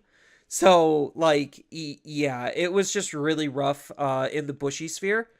But, like, between, like, 2010 and 2020, like, Bushiroad has a pretty sizable graveyard of card games that they couldn't support either. I know, like, Dragonborn was in there as well. So it's not like these games were bad. It's just the company was trying too hard to do too much and overreached what they were capable of doing. We've also seen in this time frame other smaller TCGs like Argent Saga and Force of Will Titans. prop up. Force of Will is the more prominent one. Argent Saga is probably, I would lump in like the pre-COVID batch, where it's just like around the COVID time. That's when TCGs tried to like really explode again in sheer quantity. So like we get random explosions where all of a sudden we get like a ginormous influx of new card games right after the old card games just kind of up and died. Yeah, because wasn't also Weiss Schwartz around that time as well? Yeah, Weiss Schwartz and Vanguard are the 2 Bushiroad games that are currently going on. Technically, they do have Shadowverse Evolve, but they technically don't make Shadowverse. They just print Shadowverse, I think. Something like that. But either way, Shadowverse is technically still a game I think that's going on right now in the physical space. I know the digital game just got a reboot. So, but we're not talking about digital stuff. We're talking about physical stuff. So, like, you see every now and then, like, probably around every 10, 15 years, just a whole bunch of TCGs just pop up. And then, like, that's why the 5-year curse thing existed, is because they couldn't even exceed 5 years. They just died off. I think we're at the point where the quality of the games that are coming out is significantly higher than all of the predecessors that were mostly just trying to be cash grabs. So I think like the honest attempt at these card games being actual games versus just something to cash grab and collect money and run away with, it definitely feels like that's the current trend. But I feel like based on that trend, we just have too many good card games to pick from, and some of them are obviously going to have to go by the wayside just because a single store isn't able to keep up with the sheer amount of games that's currently on the market right now. So, like, just from Bandai alone, Bandai has like 6, 7 games. Granted, yes, it already suffered one casualty in the form of Battle Spirit Saga, but there's a whole story behind on how that ended up flopping like pretty spectacularly. Um, but that's like a perfect example of, hey, why am I wasting my time playing Battle Spirits when I could play One Piece or I could play Digimon, or like there's so many other games to play that this one clearly doesn't feel like the one that I should be playing. And I'm using the words I should very loosely because like your own personal opinion, but like as a person who might be new to TCGs, why should they play Battle Spirits when it looks like it didn't get a lot of good support? The product itself was questionable at best through the majority of its life. The mechanics were obtuse and overly complicated. Like, even though it was a good game, it just didn't fit inside of like wanting a lot of player support and wanting a lot of Bandai support. And we see like a whole bunch of card games just come and go because like I said, Argent Saga propped up pre-COVID. That lasted 4 sets and then died. COVID definitely helped, but being a part of that development team, there was a lot of internal issues and a lot of quality issues as well. I'm not going to say there wasn't, but that tried to be competitive. It had the strides to be, but the market ultimately rejected it because there's just other things that people could be playing. And like I'm afraid that we're going to hit another oversaturation point where something's going to have to give. And I'm not saying Digimon's going to be the game to go. Digimon feels like it's in a solid enough position to be able to survive whatever burst this bubble is currently going to be going through. Yeah, because I mean, what I kind of pointed out earlier, where I was talking about how, like take last week for example, I pointed out that if people stop buying the sets and everything, stores are gonna stop trying to support the game, and so obviously, kind of what I was saying last week, where Digimon, like the newer sets, just kind of haven't been like needs, so to say. It's like there's been like 1 or 2 cards like maybe you might want to pick up, but it's not like you have to buy this to play competitively still. And the whole thing I was even talking about with Union Arena earlier is Union Arena. It's Bandai's version of Weiss Schwartz, and if you have anime that's not being successful right now, or being very popular with the crowd, and you're trying to give out support for that, stores are going to see that people aren't buying it. So they're going to be kind of raising some concerns with that. I mean, Weiss Schwartz has already had multiple failed sets.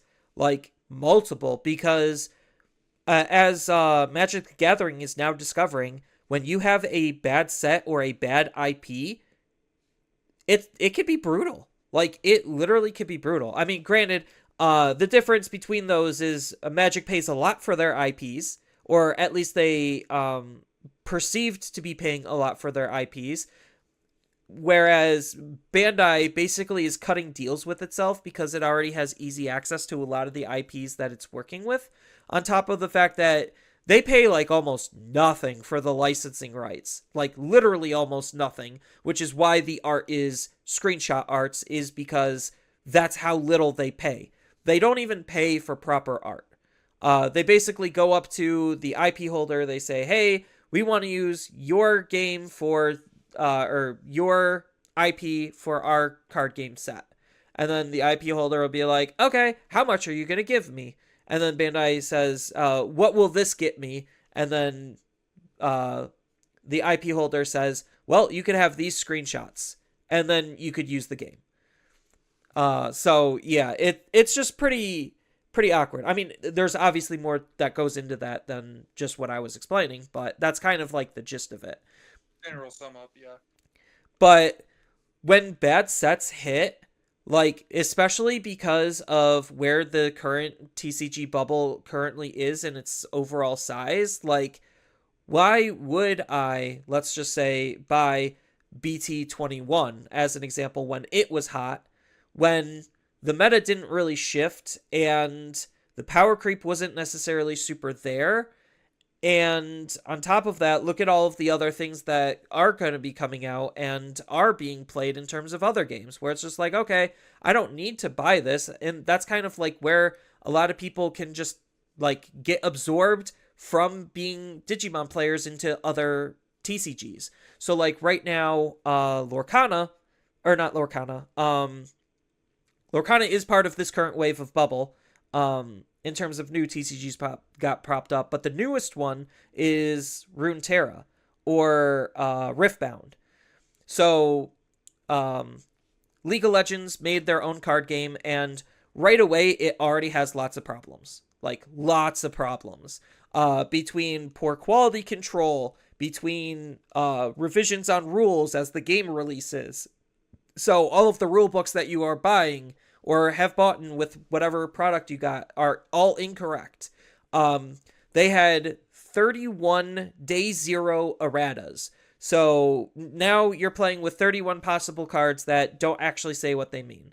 Granted, a lot of them is like clarification, but it does kind of recontextualize the cards a bit. So, like, I get it. This is League of Legends' first TCG.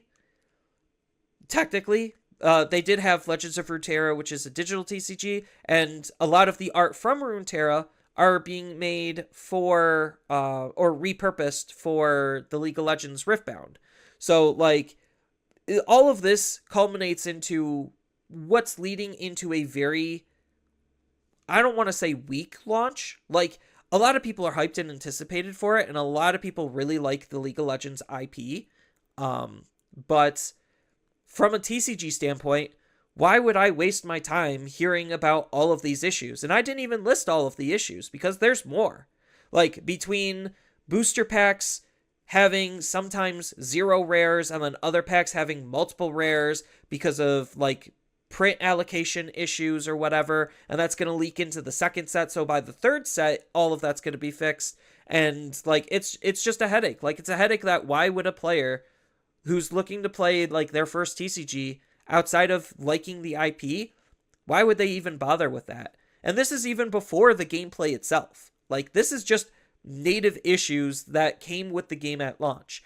Bandai at least learned that, hey, we could just print less.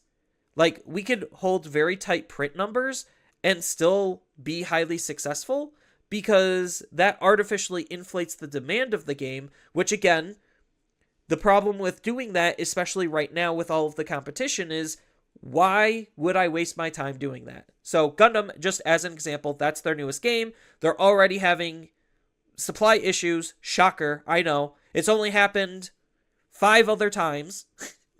Yeah, they're having supply issues with their second set and their like 4th starter deck or something, 4th or 5th starter deck.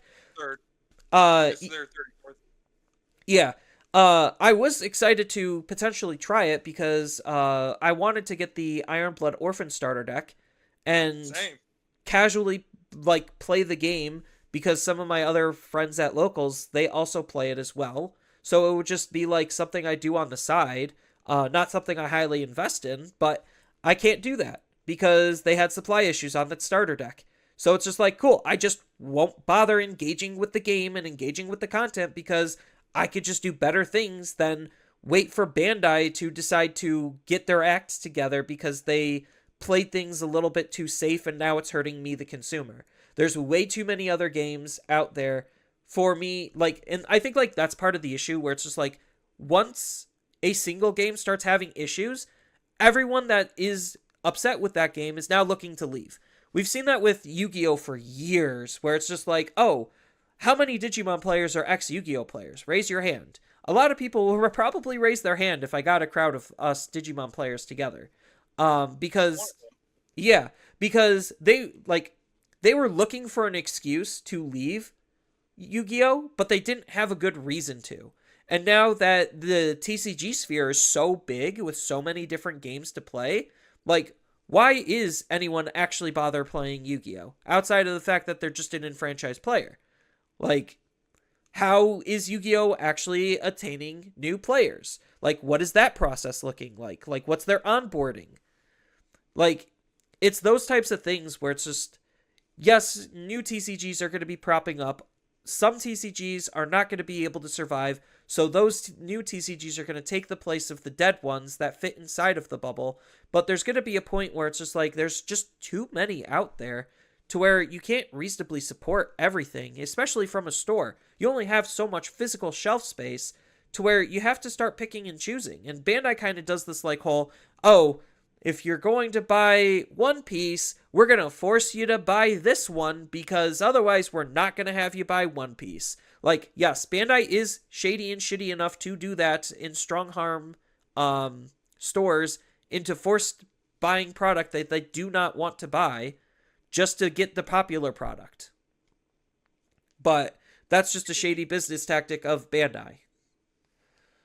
Yeah, I think something else too that's kind of, as you kind of alluded to, like, you were talking about how you were kind of starting to get interested with the Gundam TCG, but then because of everything that's going on right now, you're like, why even bother with that struggle? I've dealt with that in Digimon. I'll just stick to Digimon, and we've already flushed that struggle out of the equation.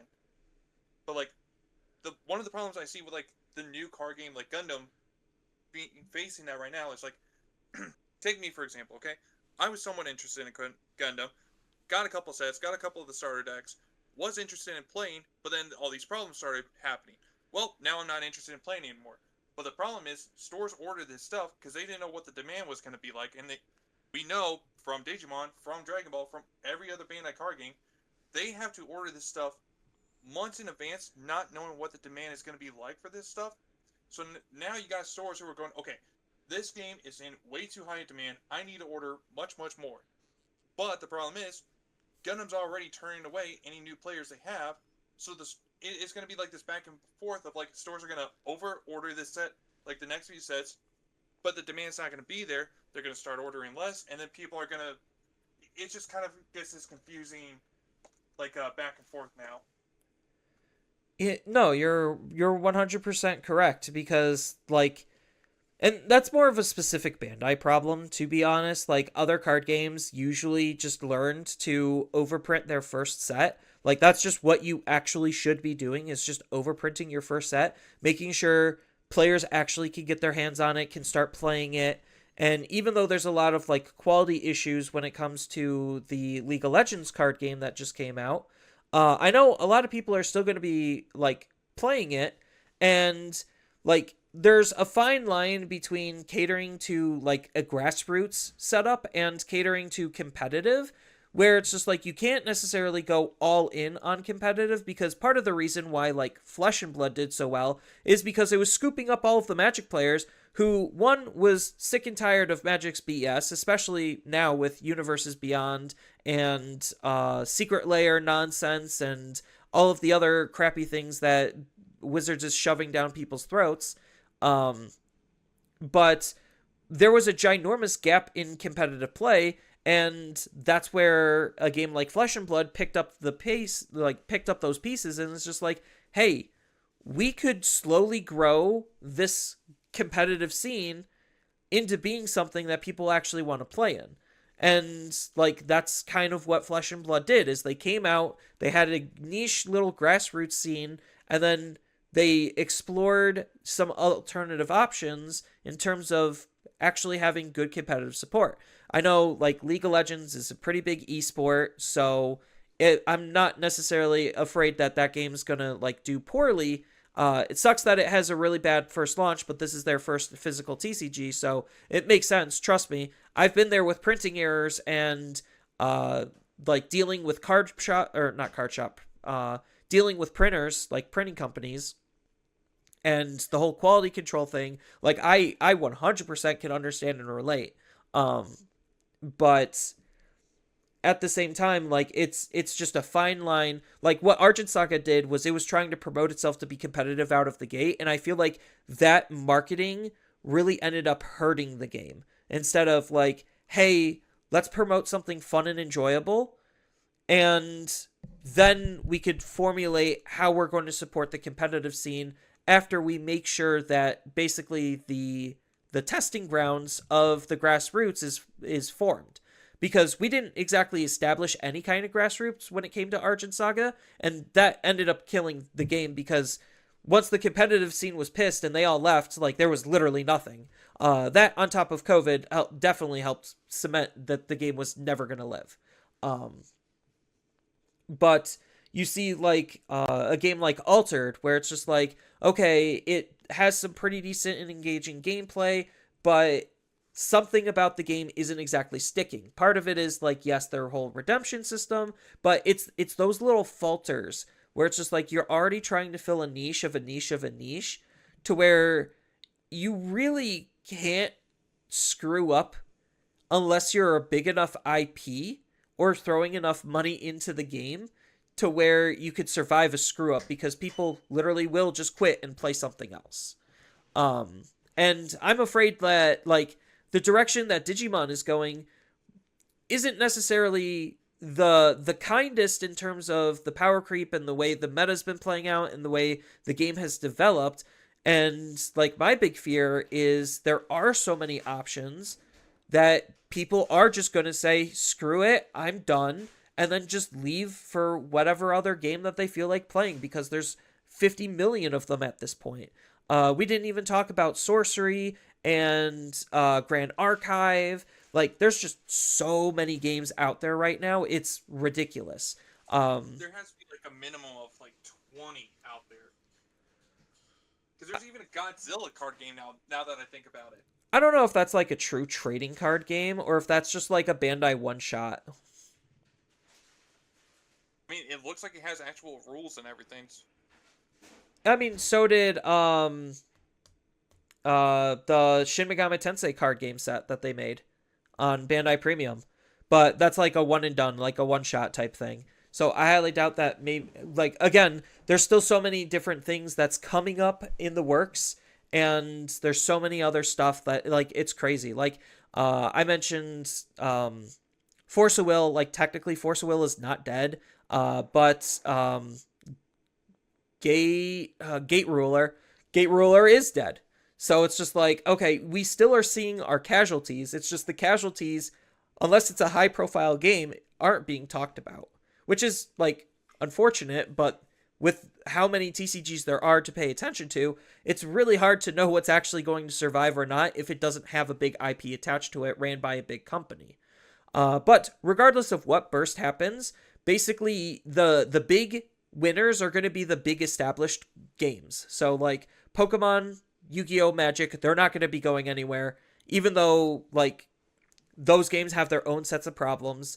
They could leak players all they want. They're still going to be the top TCGs. And right now, I think like One Piece is number 4.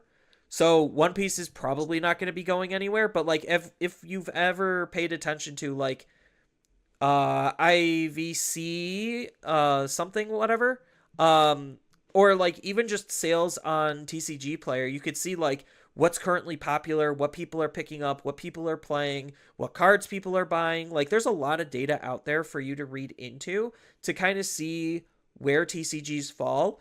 Digimon is like in the middle, where it could very easily be hot, and then it could also very easily be not. And like it has me ever so slightly worried. Um yeah. Uh there's just a lot going on right now. Especially like with the other established games, like Vanguard's still going on, and um I'm blanking. There's just so many. Yeah, and it's ridiculous. Like, even trying to get your hands on some of these sets. Like, if you're still interested in Vanguard, I mean, I was at one point, but then after they announced that third reboot, I was like, yeah, no, I'm not.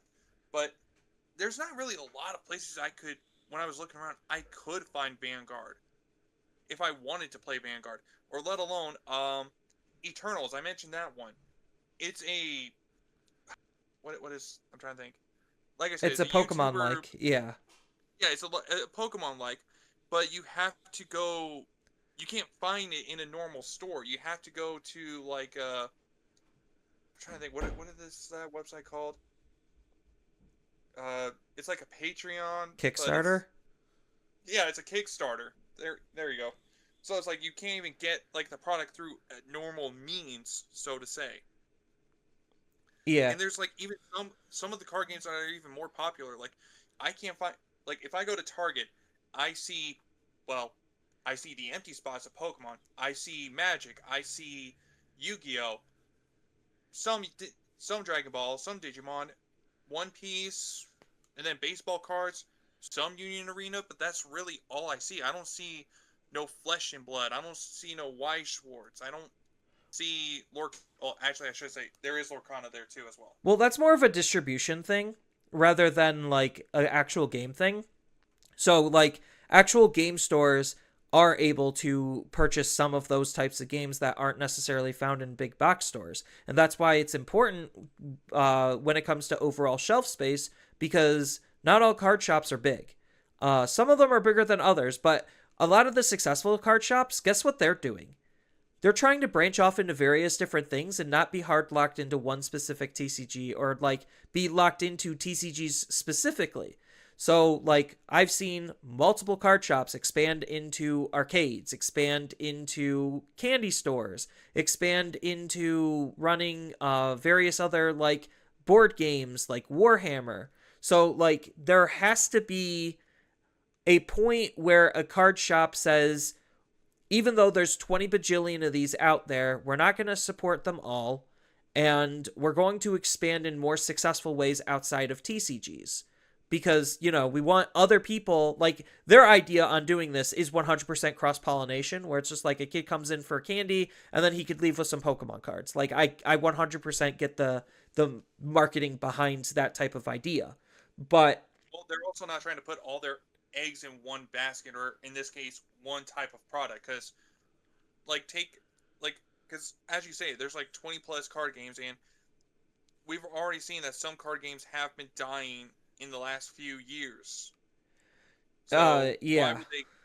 So like, why would they invest all their money into just trading cards when there might not even be, depending on location, you might not even have a demographic for those said games that you've stocked up on.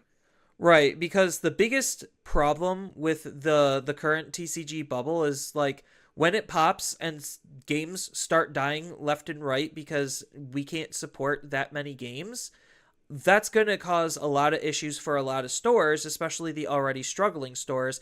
And that's why it's just safer for a lot of stores to invest in just, you know, the bigger IPs. So it makes it harder for new games to come out and be successful unless it itself is another big IP. So, like, I'm not trying to discredit Illustrials or anything. It's just I think that game is going to do well at the start and then start struggling to find a solid footing if they're not able to grow fast enough to be competitive in the current market. And that's the unfortunate thing is like we're just it's going to look similar to the consoles in a sense where it's just like you're going to see this consolidation and we don't know what that consolidation is going to look like. Um but it's unfortunately just an inevitability that it's going to happen, which is why I think like Digimon is pretty safe. And this is like not even getting into the secondary market of card games and whatnot. Like there's a lot of various other factors that we're not even hitting on, and it's just a huge topic in general. But I feel like because the hype and excitement for Digimon has already ended, and all Digimon really has to do is just keep supporting the IP, and that in of itself keeps the TCG somewhat in people's like zeitgeist.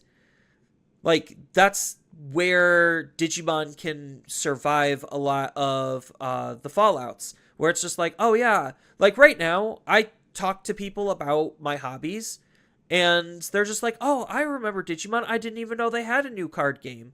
Um, and then they always say like, "Oh, I just watched the old stuff." So like Bandai I know needs like to really up their marketing game. And this and next year are going to be the two big years for the Digimon IP. But after, let's just say, not the Time Strangers hype dies down, but once Beat Break is over, what's Digimon going to actually look like then? That's the real question. Will the app be out by then to try to pick up the torch and continue the hype? Is there going to be a new game to pick up the torch and continue the hype? Like, what Bandai really needs to do in order for Digimon to survive and thrive a little bit better is to follow the Pokemon thing and always have something in the works for Digimon and always support it forever. Are they known for doing that? No. Hell no. We went, what, 4 or 5 years without an anime? And then, like, and then all of a sudden, we see Survive, they didn't even do a set for. We got promos for Survive. So, like, they were already really bad at their job back then. And who knows if we're ever going to get a Survive set, just as an example. Like, there's so many things that they still can do, but at the same time, it's just like, it doesn't make sense for them to make a Survive set. Like, who cares about Survive? The game didn't do very well. Versus Time Strangers, which is doing phenomenal. So, like, yes, the hit and miss nature of their games is just how Digimon rolls, but that's why it's important to at least, like, cross-market as best as you possibly can, and I think, like, this year and supposedly next year, Bandai's already in lines to really pick up the torch and continue the hype as best as they possibly can, because once Liberator ends, we're going to start getting the Beat Break cards in BT 25. So, like, that's already pretty good. In terms of, like, continued support and continued excitement. Well, not trying to cut you off, sorry, but I think something else, too, to keep in mind is, like, Digimon is, like, obviously a monster taming kind of franchise. And the bigger one, there's been a lot, like, I'm not trying to get into the whole dilemma of it, but there's been talks or people talking about their ups and downs with Pokemon, so to say. And then, obviously, Digimon Story Time Stranger just so happened to be releasing at the same time as the new Pokemon game. And even the DLC is now releasing at the same time as Pokemon's. It's like, people are talking about Digimon. Like, Digimon is coming up more in the topics in the monster taming community. So if Bandai really wants to get on that train and just, like, really go out, I mean, they need to start picking up the pace. They need to do better than what they have done before in the past. Because right now they have an anime. I don't even think Pokemon has an anime right now. They do. Oh, they do? Yeah, Horizons is still going on. Yeah. Yeah. But it's like, you have the anime, you have a video game out right now. I mean, you're about to have your mobile app going out too, so it's like, stay on top of this, guys, and you might be able to actually make Digimon just come back from, like, the grave, so to say, and back into the race of the whole Pokemon versus Digimon potentially again, if you can actually do a good job at it. Yeah, because once this TCG bubble kind of pops or it starts fading and the games are able to sustain themselves more, not only just specifically Digimon, but like all of the other games, because I really hope games stop coming out. There's so many games. Like, I went to a couple of anime conventions the past couple of weeks, at least 2 of them, and I saw, like, oh yeah, here's a, like, HoloLive TCG, and I'm just like, God, I could care less about your stupid VTuber TCG. But, like, that's a thing people are making and pushing, and, like, I've never heard of it until I went to that convention. But, like, that's just an example where TCGs are really, really hot, and the big thing with Runeterra right now, or not Runeterra, I always want to call it Runeterra, but Riftbound, is it definitely feels like a very rushed product. Like, we've known about it for, like, what, a year, from when China was talking about it, and China had early access at some of that stuff, and then now it's finally coming here, and now they're running into a whole bunch of issues, and like they're just going to say sorry and brush off the issues and try to do better and learn from their mistakes, which I fully believe that they're able to do that. But like the inception, the rush, that's what they really wanted to capture, and they just had to rush out their own product in order to get there, so that way they could try to build as much hype and excitement as possible in order to get their game established. And that's unfortunately what a lot of smaller games is going to have to do, is try to not necessarily match the bigger IPs, but try to capitalize on some kind of a rush to get people excited.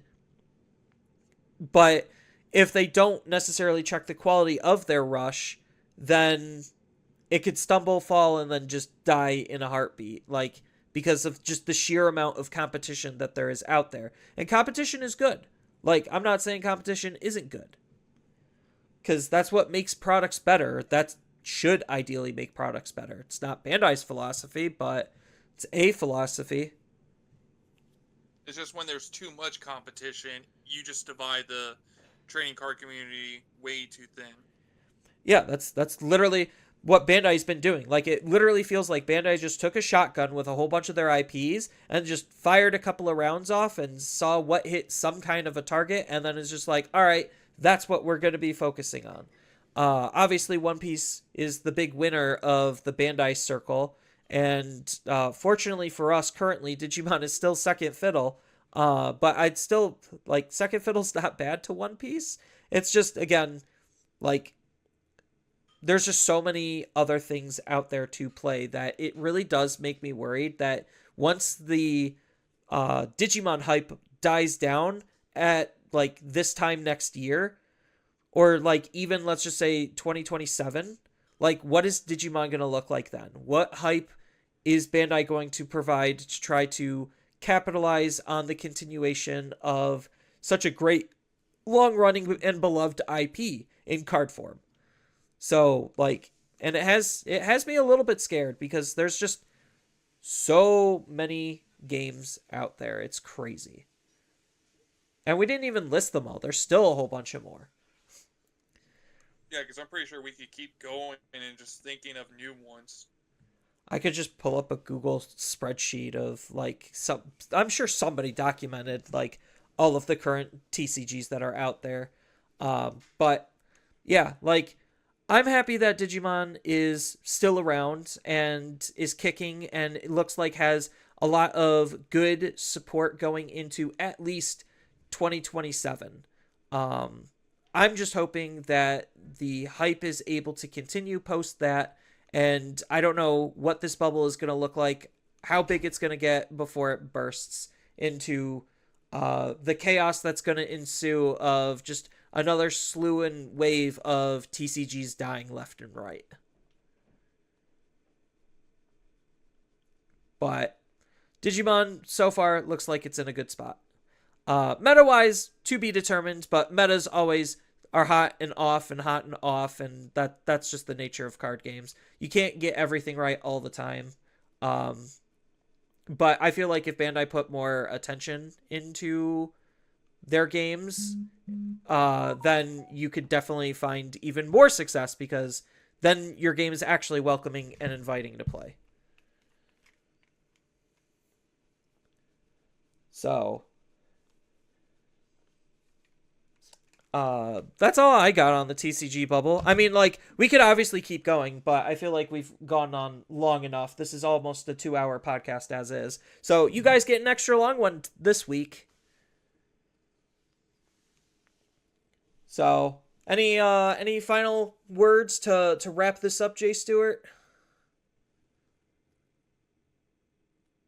No, not that I could think of. I mean, the only other thing I could think of is something that I kind of like to try to do is like when I'm out and about is when I've gone to like Target and everything. Usually, I like to try to find like some of the Digimon sets. So I go, oh hey, let me try to grab some packs, because I know if I go to a locals, they're gonna pull the packs from a booster box, and I don't feel like this. Like I can't have the chance of getting the multiple super rares of what I need or something like that. Versus if I go to a Target or something, I could go, okay, let me get these, and I theoretically have the chance of pulling multiples of the same super rares.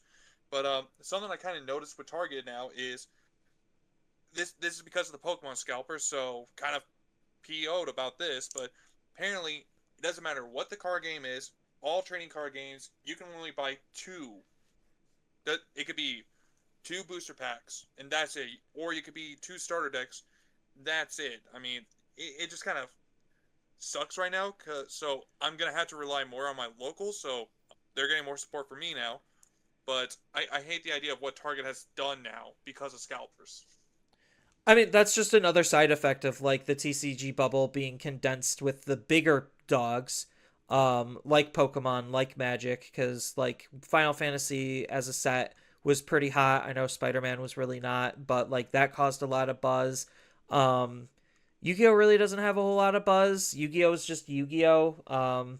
That community is just lucky to be around in my perspective, because God, that game is so awful.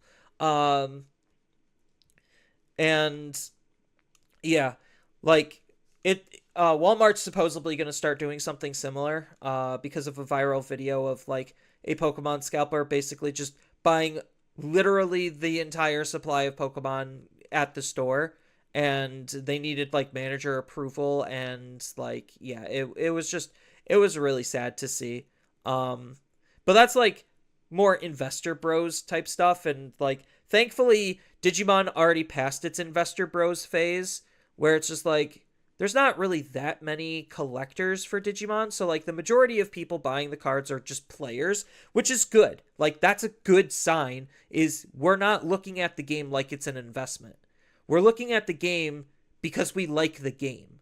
Um so, like, would it be nice to have a couple of investors in Digimon? Sure, because maybe that might make some of the high rarity cards a little bit more desirable, and, like, can cause some extra chase or whatever, but that's neither here nor there. I think Digimon in its current form is fine where it's at in terms of where it is, how its secondary market's doing, and all that stuff. Sure, a couple of decks are, like, unreasonably and ungodly expensive, but that's more so due to supply issues rather than like anything else.